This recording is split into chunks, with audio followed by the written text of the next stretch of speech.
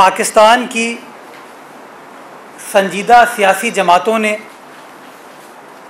ये फ़ैसला किया, स्ट्रेटजाइज़ किया कि किस तरीके से पाकिस्तान तहरीक इंसाफ की अवाम दुश्मन हुकूमत को आईनी और क़ानूनी अंदाज से घर भेजा जा सके।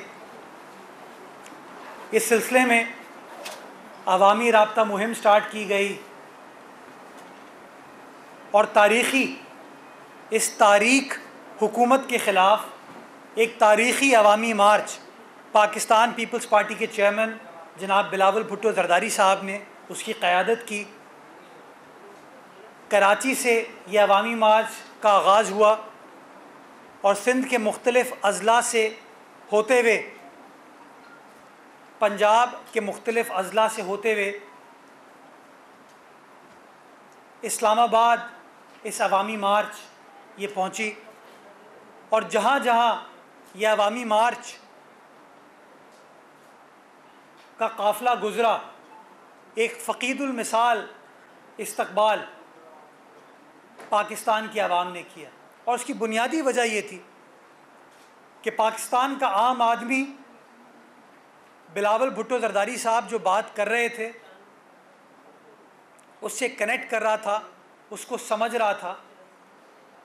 पाकिस्तान का आम आदमी इस बात से इत्तफ़ाक़ कर रहा था कि इमरान ख़ान साहब की हुकूमत ने पिछले 3.5 सालों में सिर्फ़ और सिर्फ यू टर्न लिया है, गलत बयानी की है और जो वादे पाकिस्तान की 22 करोड़ आवाम से, पाकिस्तान के जमहूर से किए थे, उनमें से किसी वादे को वफ़ा नहीं किया। और आपने देखा कि उसके नतीजे में 8 मार्च को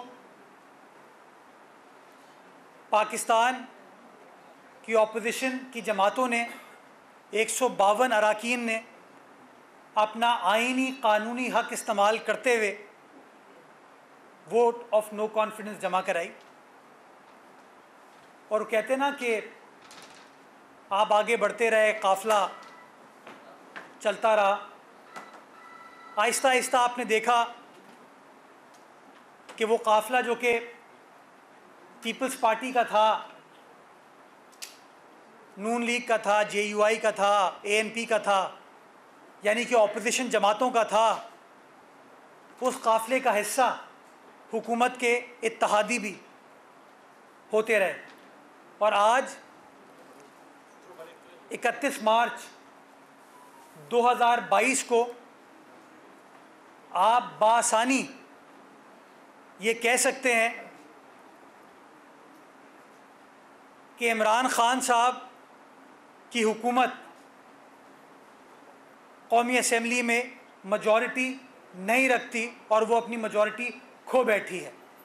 Pakistan peoples party, Muslim league Nawaz, JUI, Awami national party, Jamhoori Watan party, Balochistan national party, Balochistan Awami party और मुत्तहदा कौमी मूवमेंट के इश्तराक से 177 मुअज़्ज़ज़ अरकान असम्बली इस वक्त अपोजिशन की साइड पर आ चुके हैं।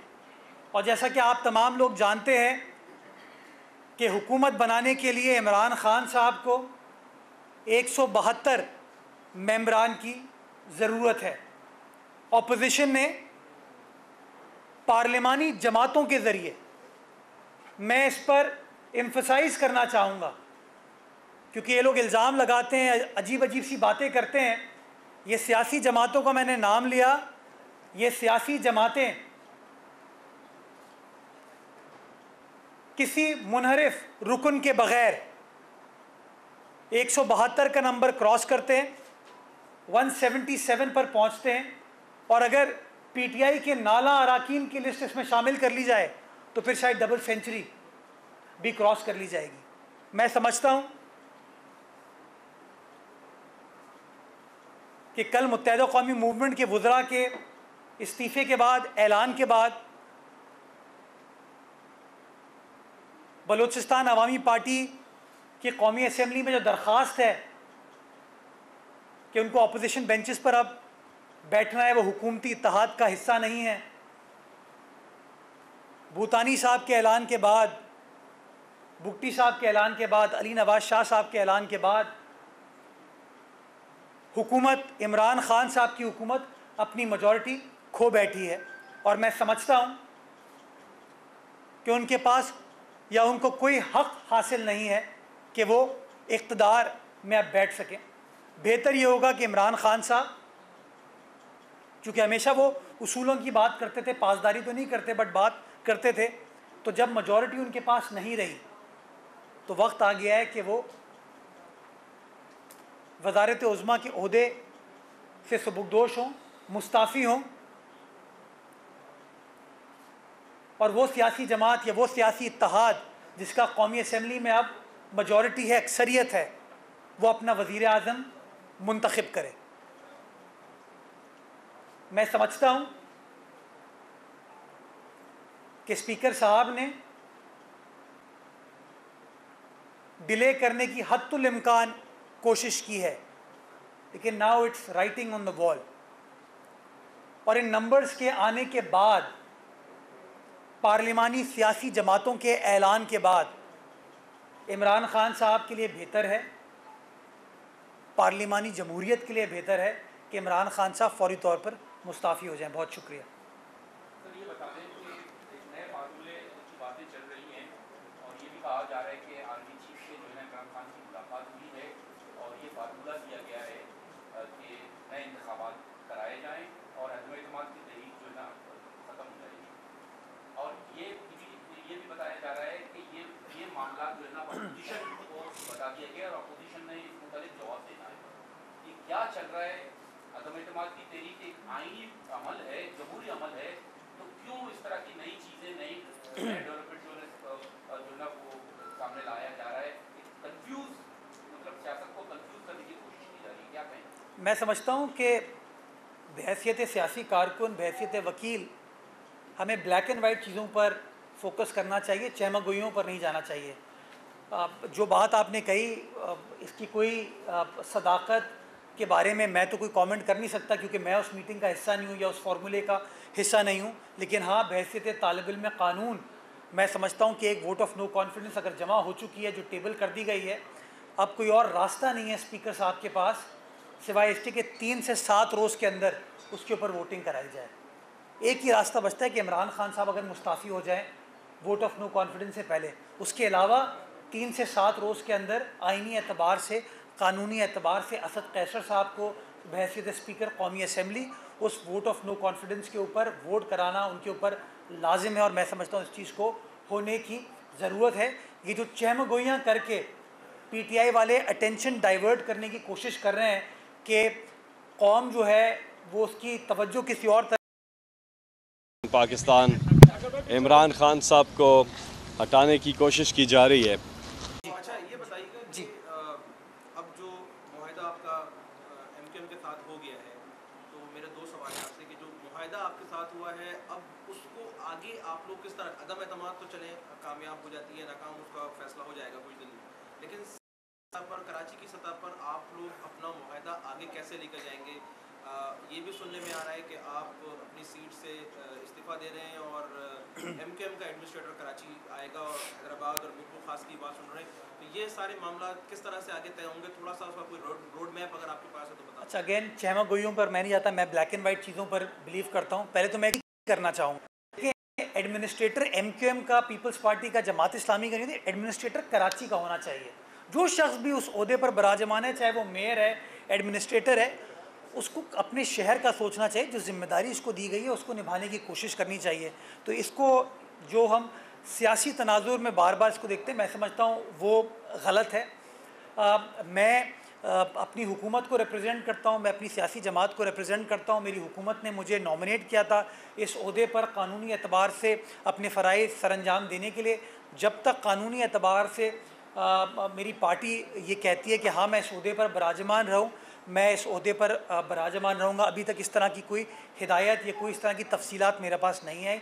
जहाँ तक मुत्तहिदा कौमी मूवमेंट के साथ मुआहिदे का ताल्लुक़ है, मैं समझता हूँ कि सिंध के अंदर सस्टेनेबल पॉलिटिकल स्टेबिलिटी के लिए ज़रूरी है कि जो सिंध की संजीदा सियासी जमातें हैं उनको साथ बैठकर सोचना चाहिए कि किस तरीके से हम अपने आवाम की खिदमत कर सकते हैं, अपने आवाम के मसाइल को रिज़ॉल्व कर सकते हैं।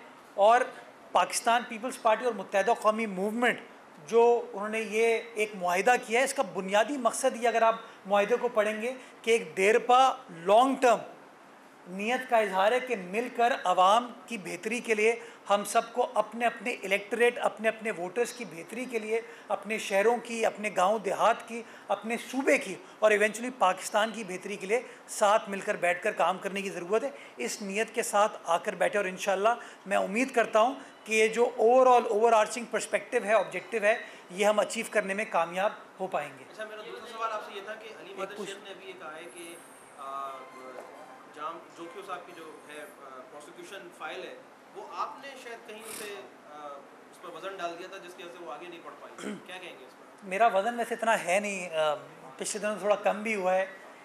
हलीम आदिल शेख साहब बेपर की बात करने पर बिलीव करते हैं। मैं बताना चाहूँगा कि मैं प्रोसिक्यूशन का इंचार्ज नहीं हूँ। प्रोसिक्यूटर जनरल एक स्टैचूटरी पोजीशन है, एक कानूनी पोजीशन है।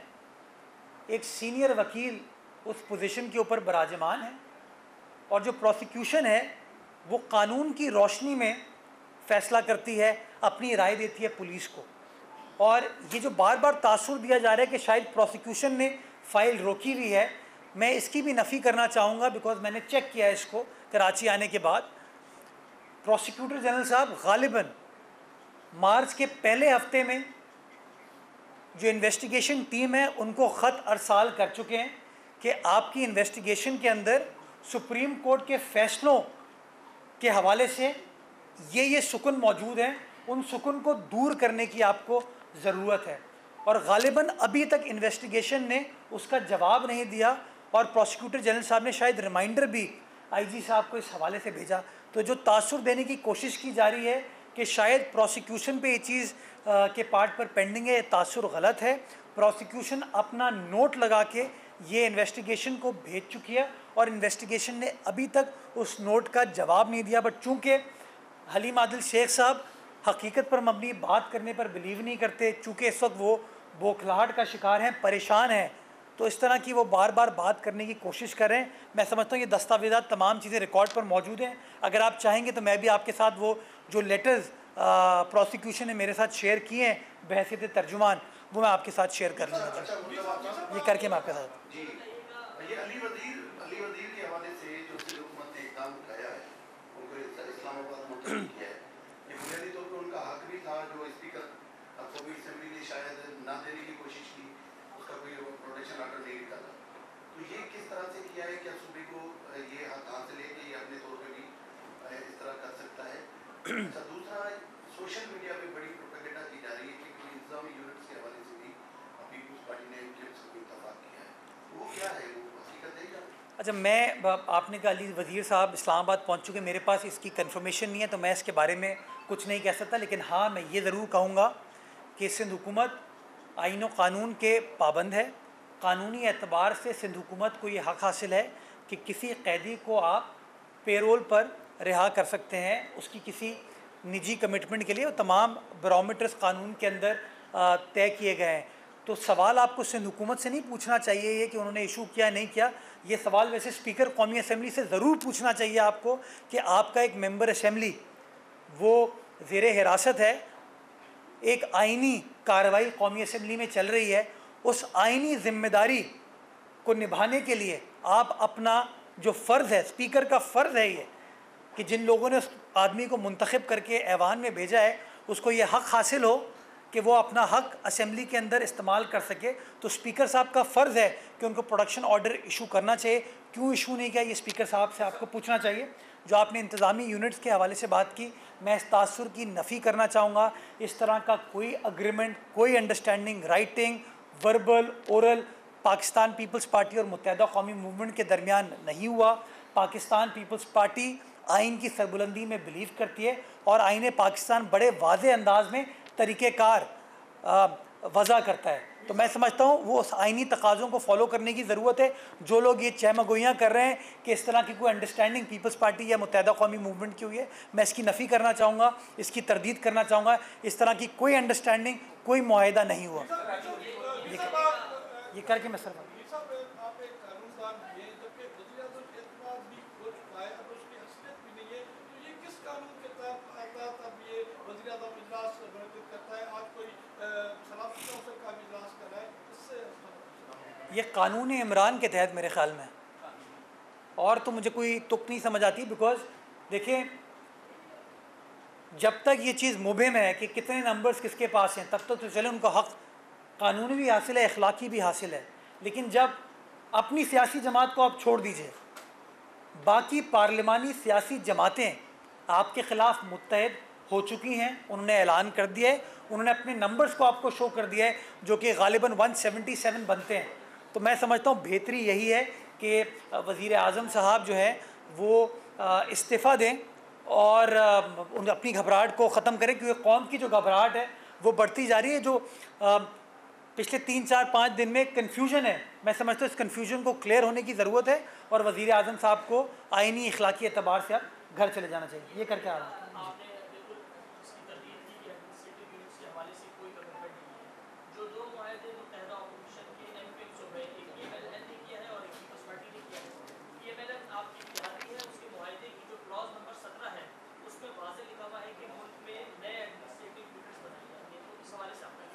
मैंने वो मुआहिदा देखा है, सोशल मीडिया पर चल रहा है।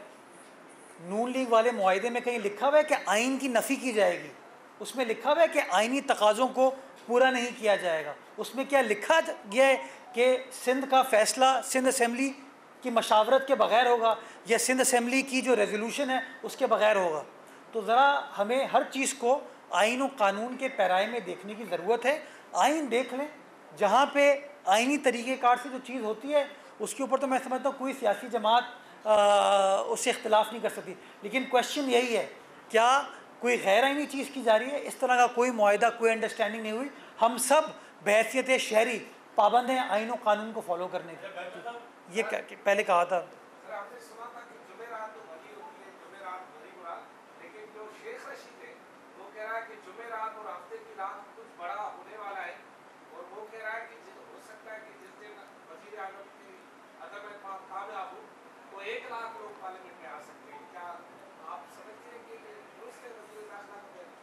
वज़ीर दाखिला की शायद जिम्मेदारी अब दाखिला हो गई है। ये मतलब ये कोई बात है? आप क्या पार्लिमान को ज़दोकोब करने की कोशिश कर रहे हैं? क्या पार्लिमानी मेंबरान को आप हिरासा करने की कोशिश कर रहे हैं, उनको डराने धमकाने की कोशिश कर रहे हैं? क्या ये काम है वज़ीर दाखिला का? वज़ीर दाखिला को तो ये कहना चाहिए कि हाँ, हम ऐसी फूल प्रूफ सिक्योरिटी प्रोवाइड करेंगे कि हर शख्स आए और अपना हक़ इस्तेमाल करे। ये डराने धमकाने के वक्त ख़त्म हो गए, अब इनकी घबराहट का वक्त शुरू होता है। आखिरी कुछ दिन रह गए झंडे और डंडे के, जिसको अभी चलाने की कोशिश कर रहे हैं। अब वक्त साबित करेगा कि क्या होता है। मैं समझता हूँ राइटिंग ऑन द वॉल है। जुमेरात हो, जुमा हो, हफ्ता हो, इतवार से आगे वो खींच नहीं सकते। वोटिंग होनी है और जिस दिन वोटिंग हुई तो सामने नज़र आ रहा है कि 177 बंदे तो बैठे हुए। अब वो अलग बात है कि वो शख्स जो कि ईमानदारी की बात करता था, इखलाकियात की बात करता था, कहीं वो 177 बंदों को उठा के गायब ना हो जाए कहीं। इमरान खान बचने का वाहिद तरीका यही है कि उन 177 लोगों को कर्फ्यू में बंद कर दे, वरना तो ऐलान सबके सामने हो चुका है। जी, पाकिस्तान तहरीक इमरान के, अच्छा ओके।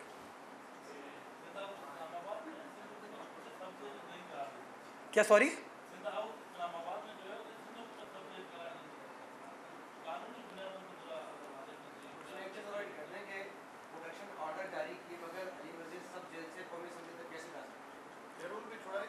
अच्छा, मेरे पास चूँकि इसकी एग्जैक्ट इन्फॉर्मेशन नहीं है तो मैं इस पर कमेंट नहीं कर सकता, लेकिन मैं आपको ये ज़रूर बताना चाहूँगा कि खुर्शीद शाह साहब कौमी असम्बली जब वो हिरासत में थे, अंडर कस्टडी थे, अंडर ट्रायल प्रिजनर थे, तो इसी सिंध हुकूमत ने सिंध हाउस को सब जेल डिक्लेयर किया, तो उसके नोटिफिकेशन आपके पास होंगे। तो चूँकि उस ज़माने में इमरान खान साहब की शायद वोट ऑफ नो कॉन्फिडेंस की तहरीक नहीं थी, शायद इन लोगों ने इस हवाले से बात नहीं की। मैं तो एक बुनियादी चीज़ ये कह रहा हूँ कि हर मुअज़्ज़िज़ मेंबर असम्बली को ये हक़ हासिल है कि जब इजलास हो, जब इजलास तलब किया जाए तो उसको असम्बली में आने की इजाज़त होनी चाहिए। और इसमें तफरीक नहीं होनी चाहिए कि कौन हुकूमत का रुकन है, कौन अपोजिशन का। इसकी मिसाल है, हम सूबाई सिंध की असम्बली में थे, जावेद हनीफ साहब का ताल्लुक़ हमारी सियासी जमात से नहीं है, लेकिन उसके बावजूद जिस तरह शर्जील मेमन का प्रोडक्शन ऑर्डर असम्बली के लिए इशू होता था, उसी तरीके से जावेद हनीफ साहब का इशू होता था। तो मैं समझता हूँ ये जो बार बार लोग कवानीन को अपने हिसाब से इंटरप्रेट करने की कोशिश करते हैं, इस चीज़ को ख़त्म होने की ज़रूरत है। बुनियादी चीज़ ये है कि आपको साबित ये करना चाहिए कि जो मेंबर असम्बली है उसका ये राइट है, उसका प्रिविलेज है कि वो असम्बली में मौजूद हो जब इतना बड़ा बुनियादी फ़ैसला असम्बली करने जा रही है। Last question.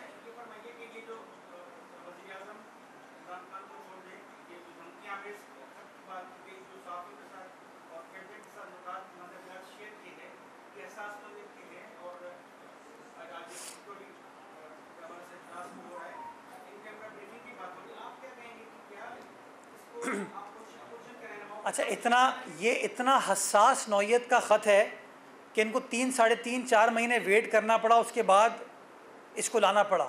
यानी कि नेशनल सिक्योरिटी इशू नहीं था, इमरान की हुकूमत की सिक्योरिटी इशू थी।